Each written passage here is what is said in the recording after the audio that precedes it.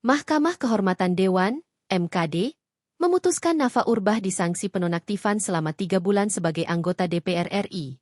Adapun penonaktifan ini dilakukan setelah Nafa Urbach dianggap terbukti melanggar kode etik setelah menyebut kenaikan gaji dan tunjangan anggota DPR adalah hal pantas. Menyatakan Teradu 2, Nafa Indria Urbach terbukti melanggar kode etik.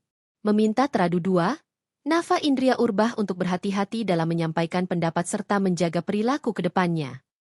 Menyatakan Teradu, Nafa Urbach, selama 3 bulan berlaku sejak tanggal putusan ini dibacakan yang dihitung sejak penonaktifan yang bersangkutan sebagaimana putusan DPP Partai Nasional Demokrat, kata anggota MKD Adang Darat Jatun di ruang MKD, Gedung Parlemen, Senayan, Jakarta Pusat, Rabu, 5 November 2025. Selain Nafa, terlapor lainnya, yakni Eko Patrio dan Ahmad Sahroni turut disanksi serupa, yakni penonaktifan sebagai anggota DPR.